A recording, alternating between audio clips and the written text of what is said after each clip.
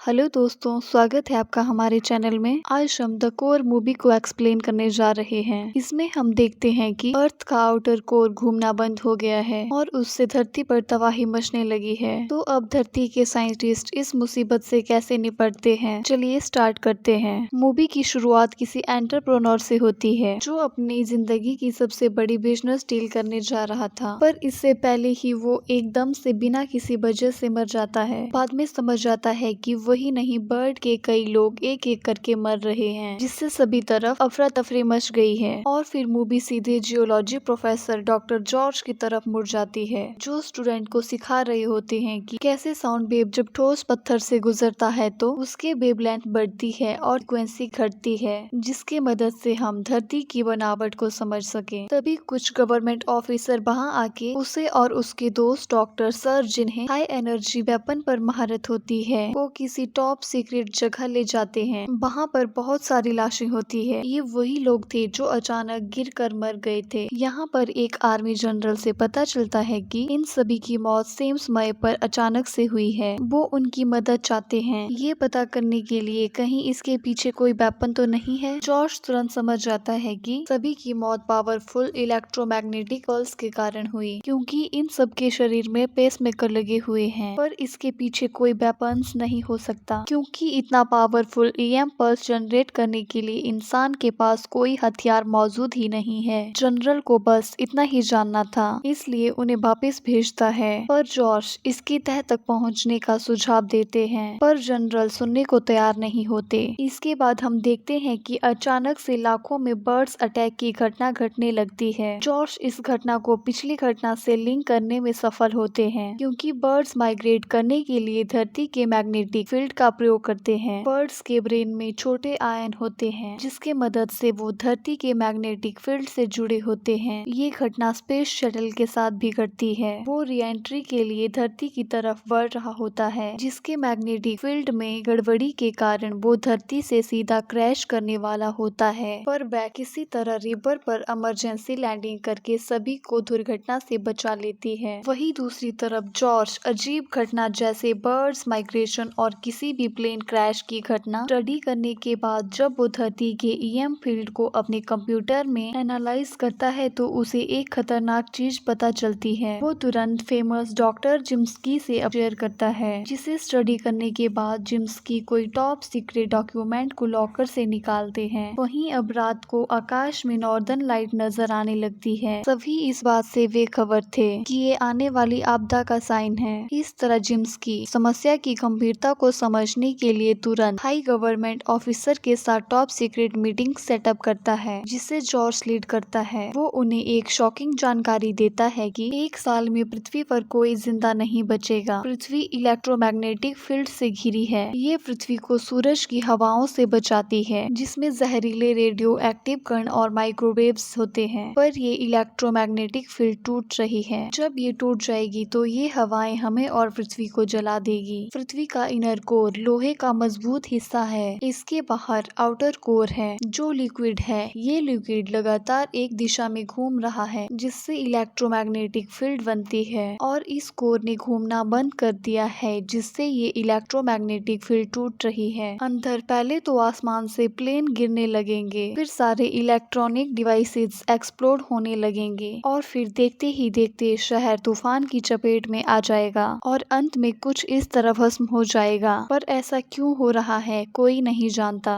वहीं इसे ठीक करना इम्पॉसिबल काम है, क्योंकि इंसान अब तक धरती के सिर्फ 11 किलोमीटर नीचे तक ही पहुंच सका है। वहीं वो कोर मंगल ग्रह के बराबर 3000 किलोमीटर नीचे और 1500 किलोमीटर थिकनेस के नीचे है, जिसका तापमान 5000 सेल्सियस से भी अधिक है। ये जानने के बाद सभी घबरा जाते हैं, पर तभी जिम्स्की को अपने पुराने दोस्त और साइंटिस्ट ब्रेस की याद आती है, जिसके पास इस समस्या का हल हो सकता है। उनसे मिलने पर उन्हें फाइनली एक खुशखबरी मिलती है कि वो एक ऐसा डिवाइस बनाने में सफल रहा जो हाई फ्रीक्वेंसी अल्ट्रासोनिक वेव्स की मदद से किसी भी वस्तु को धूल में बदल सकता है, जो कि सेम टेक्नोलॉजी है जो मेडिकल ऑपरेशन में किडनी स्टोन को ब्रेन करने के लिए यूज किया जाता है। उसने अनऑब्टेनियम नाम का ऐसा स्ट्रॉन्गेस्ट मेटल भी डिस्कवर किया है, जो किसी भी तरह के प्रेशर और हीट को झेल सकता है। इस मेटल की खास बात ये है कि जितना ज्यादा प्रेशर और हीट इस पर पड़ेगा ये उतना ही ज्यादा मजबूत बनेगा। धरती के प्रेशर और कोर की हीट को झेलने के लिए अब इससे बेहतर चारा नहीं है, इसलिए इस मेटल से एक शिप को बनाया जाता है। उनके पास समय की कमी है, इसलिए गवर्नमेंट उन्हें हर तरह की फाइनेंस रिसोर्सेज और मेन पावर प्रोवाइड करती है। शिप को परफेक्टली चलाने के लिए एक बेहतरीन पायलट बैक को बुलाया जाता है। फिर देखते ही देखते ये प्रोजेक्ट एक टॉप सीक्रेट मिशन बन जाता है। इस मिशन को सीक्रेट रखने के लिए फिंच नाम के एक हैकर को हायर करते हैं, क्योंकि यूएस गवर्नमेंट नहीं चाहती है कि ये खबर किसी को भी पता चले। इसलिए फिंच का काम इंटरनेट पर मौजूद इससे रिलेटेड कोई भी पोस्ट को डिटेक्ट करके डिलीट करने का है। अब कुछ दिन की कड़ी मेहनत के बाद ब्रेस एक पावरफुल बर्जल नाम के शिप को तैयार करने में सफल हो जाता है, जिसमें धरती के सेंटर में पहुंचने की क्षमता है। शिप को न्यूक्लियर की शक्ति से पावर किया जाता है। उसके फ्रंट में वही अल्ट्रासोनिक डिवाइसेस लगाया जाता है, जिसकी मदद से शिप धरती को फाड़ते हुए आगे बढ़ेगा। जॉर्ज सोलार डिवाइसेस डेवलप करता है, जिसकी मदद से रॉक्स के बीच में से शिप को नेविगेट किया जा सकेगा। शिप को 6 कंपार्टमेंट में डिवाइड किया गया है, क्योंकि अगर किसी शिप कंपार्टमेंट में प्रॉब्लम आए तो उसे तुरंत इजेक्ट किया जा सके। प्लान के मुताबिक वो 1000 मेगाटन न्यूक्लियर बैरिड को कोर में ड्रॉप करेंगे, जिससे आउटर कोर का लिक्विड जंप स्टार्ट होके फिर से मूव करने लगेगा और कोर को रोटेट करने लगेगा। दूसरी तरफ जेम्स की जनरल प्राइवेटली किसी टॉप सीक्रेट डेस्टिनी प्रोजेक्ट पर बहस करने लगते हैं। इसके बारे में अभी हमें कुछ नहीं बताया जाता। जब तक शिप तैयार होता है तब तक धरती पर बहुत ज्यादा तबाही मचने लगती है। पृथ्वी पर भयंकर बिजली गिरने लगती है, इसलिए वो अब ट्रेनिंग और टेस्टिंग में और समय नहीं लगाते और तुरंत मिशन के लिए निकल पड़ते हैं। पानी के अंदर जाते ही वो शिप का सोनार स्टार्ट कर देते हैं, जिससे वहाँ आसपास की व्हेल घूमने लगती है और उन्हें एक अद्भुत अनुभव होता है। धरती के अंदर जाने के लिए वह धरती का सबसे गहरा हिस्सा चुनते हैं, क्योंकि यहाँ की परत सबसे पतली है। यहाँ पे सबसे ज्यादा भूकंप के झटके महसूस होते हैं। उनका शिप भूकंप के कारण बने बवंडर में फंस जाता है, क्योंकि विरजल अनऑब्टेनियम से बना है। उसे विशाल प्रेशर और हीट की जरूरत होती है मजबूती बनाए रखने के लिए, उतना उसे समुद्र से भी नहीं मिलता। एक्सपीरियंस आइवर्सन जैसे तैसे वर्जल को बवंडर से निकाल देता है और एक मौके पर लेजर को फायर करते ही धरती के क्रस्ट में घुस जाते हैं। क्रस्ट का लेयर पत्थर से बना 5 किलोमीटर लॉन्ग है। वर्जल उसे चीरते हुए सोनार की मदद से आगे बढ़ता है। कुछ मिनट बाद वो धरती के मेटल लेयर में एंटर कर जाते हैं, जो लगभग 3 kilo thick semi solid layer होता है। पर थोड़ी देर बाद उन्हें सोनार पर कुछ अजीब सी चीज नजर आती है। जॉर्ज ये रियलाइज करता है कि सोनार पर इन धब्बों का मतलब यही है कि वो एरिया पूरा खोखला है और वर्जल को डिजाइन नहीं किया गया। खोखले एरिया में फ्लाई करने के लिए वर्जल के विशाल होने के कारण उन्हें इतना समय भी नहीं मिलता उसे दूसरी तरफ घुमा सके। और देखते ही देखते वर्जल शिप किसी क्रिस्टल की दुनिया में क्रैश हो जाता है। सभी बच तो जाते हैं, पर एक बड़ा सा क्रिस्टल उनके लेजर में फंस जाता है और अब उनके पास कोई चारा नहीं है सिवाय शिप के इम्पेलर हिस्से से निकलकर उस क्रिस्टल को हटाने का। और इम्पेलर बहुत गर्म हिस्सा है, इसलिए मजबूरी में वर्जल को अंदर से ठंडा रखने वाला थोड़ा नाइट्रोजन का प्रयोग करना पड़ता है। अब बाहर कदम रखने के बाद उन्हें समझ आता है कि वो कोवोल्ट से बने कुकोन में हैं, पर उनके पास इस अद्भुत दुनिया को स्टडी करने का समय नहीं है। जिस छेद से वो बाहर आए थे अब वहाँ पर मोल्टन लावा गिरने लगता है और सारे क्रिस्टल टूटकर गिरने लगते हैं। वो क्रिस्टल को हटाने में सफल हो जाते हैं, पर एक क्रिस्टल आइवसन को लगता है, जिससे वो सीधे लावा में जा गिरता है। उनके पास शोक मनाने का समय नहीं है, इसलिए वो तुरंत इंजन स्टार्ट करके लावा से आगे बढ़ते हैं। और अब 2 दिन बीत जाते हैं। वो आउटर कोर के करीब पहुंचने वाले होते हैं, इसलिए कुछ मेंबर आखिरी में रखे न्यूक्लियर डिवाइस को रेडी करने जाते हैं, पर तभी उनका सामना केप कार्ड के साइज के डायमंड से होता है। वो कैसे तो शिप को बचाते हुए निकल आती है और आखिर में एक विशाल सा डायमंड लास्ट के कंपार्टमेंट से टकरा जाता है, जिसके कारण सिस्टम ऑटोमेटिकली डैमेज कंपार्टमेंट को इजेक्ट करने के लिए स्टार्ट हो जाता है, ताकि अब नुकसान नुकसान ना हो। पर सर्ज को रियलाइज होता है कि न्यूक्लियर कंट्रोल यूनिट पीछे छूट गया है, जिसके बिना ये मिशन फेल हो जाएगा। इसलिए वो वापस जाकर कंट्रोल यूनिट जॉर्ज की तरफ फेंक कर खुद को सैक्रिफाइस कर लेता है। सर्ज जॉर्ज का करीबी दोस्त था, इसलिए वो पूरी तरह से टूट जाता है, पर उसे सब भूलकर आगे बढ़ना पड़ता है। और कुछ समय बाद वो फाइनली कोर के आउटर लेयर में एंटर करते हैं, जो 6000 सेल्सियस के तापमान पर पिघले हुए आयरन से बना है। अब उन्हें वहाँ एक और झटका लगता है। कोर की डेंसिटी उनके अनुभव से ज्यादा ही कम है। कोर की तह पतली है और विस्फोट के बाद जो एनर्जी वेव निकलेगी वो फैलेगी नहीं, जिससे पावरफुल वेव पैदा ही नहीं होंगे। धरती के कोर को झटका देने के लिए जिम्स्की कहता है कि उनका मिशन फेलियर रहा और उन्हें अब रिटर्न लौटकर प्लान बी एग्जीक्यूट करना चाहिए। ये सुनते ही बाकी सभी हैरान हो जाते हैं कि प्लान बी है क्या, और अब उन सीक्रेट डॉक्यूमेंट और दोनों के बीच प्रोजेक्ट डेस्टिनी का सीक्रेट जनरल रिवील करते हैं। असल में यूएस आर्मी को शक था उनकी दुश्मन कंट्री ने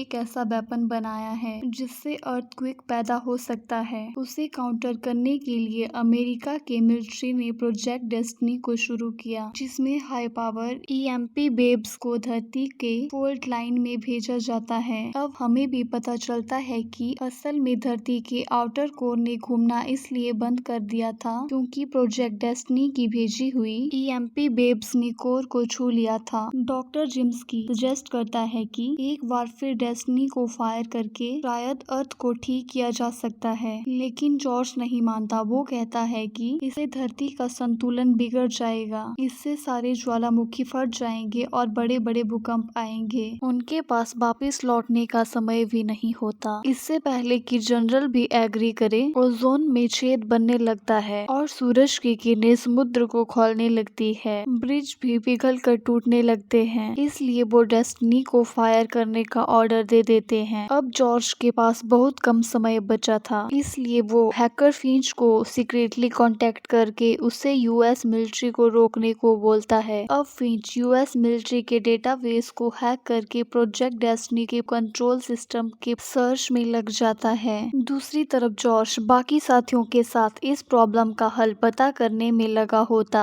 अंत में जिम्स्की हल निकालता है कि एक बड़े न्यूक्लियर एक्सप्लोजन की बजाय पैटर्न में एक्सप्लोड करके रिपल इफेक्ट पैदा कर सकते हैं, जिससे लार्ज वेव फॉर्म जनरेट होगी और वो कोर को किक स्टार्ट कर देगी। इसके लिए उन्हें न्यूक्लियर वॉरहेड को पार्ट में बांटकर हर कंपार्टमेंट में रखकर सारे कंपार्टमेंट को एक एक करके इजेक्ट करना होगा। पर मुसीबत ये है कि कंपार्टमेंट को मैनुअली इजेक्ट नहीं किया जा सकता, इसलिए इजेक्ट सिस्टम को मैनुअली ओवरराइड करना होगा, जो कि इंपेलर सिस्टम में मौजूद है, जहां का तापमान बहुत ज्यादा है। उनका शूट भी इससे आधा तापमान सहन कर सकता है। पिछली बार नाइट्रोजन का इस्तेमाल करने की वजह से अब उनके पास उतनी नाइट्रोजन नहीं है कि वो इंपेलर को ठंडा कर सके। कोई और रास्ता ना होने की वजह से ब्रैस मिशन के लिए अपनी जान देने का फैसला करता है। फिर ब्रैस तपते इंपेलर में एंटर करता है। गर्मी इतना ज्यादा होती है कि उसके जूते भी पिघलने लगते हैं। जैसे तैसे ब्रैस सिस्टम को ओवरराइड करने में कामयाब होता है, पर अंत में वो मर जाता है। इनके पास मातम बनाने का भी समय नहीं था, इसलिए वो न्यूक्लियर वॉर हेड को पार्ट में हर कंपार्टमेंट में रख के इजेक्ट करने लगते हैं। दूसरी तरफ डेस्टिनी फायर होने वाला ही होता है कि फिंच उनका कंट्रोल सिस्टम को हैक करके उनकी पावर सप्लाई को कहीं और डाइवर्ट कर देता है। उधर आखिरी 2 कंपार्टमेंट बचे होते,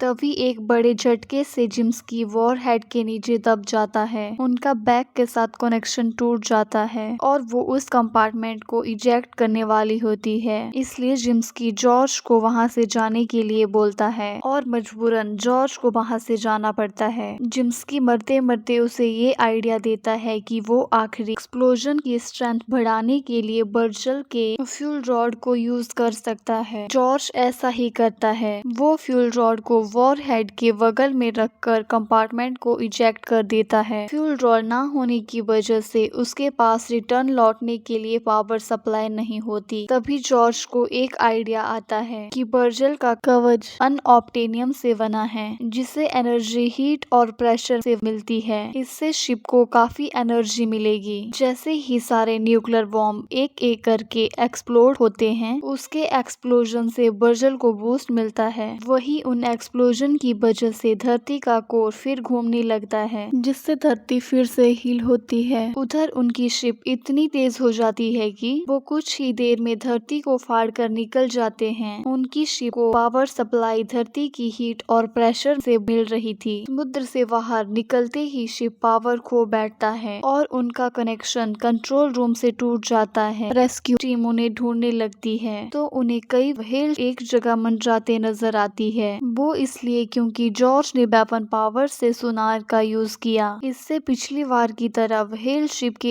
इर्द गिर्द घूमने लगती है और रेस्क्यू टीम को पता लग जाता है कि शिप कहाँ है और वो दोनों बच जाते हैं। और लास्ट में फिंच किसी सिस्टम को हैक करके पूरे वर्ल्ड के प्रोजेक्ट डेस्टिनी का खुलासा करता है, जिससे यूएस मिलिट्री पर उंगली उठने लगती है। उन्हें प्रोजेक्ट डेस्टिनी बंद करना पड़ता है। फिंच उन सारे हीरो के बारे में भी दुनिया को बताता है जिन्होंने दुनिया को बचाने में अपना बलिदान दिया। यहीं पर ये मूवी खत्म हो जाती है। अगर आपको हमारा एक्सप्लेनेशन पसंद आया हो तो वीडियो को लाइक, शेयर, कमेंट और हमारे चैनल को सब्सक्राइब करें।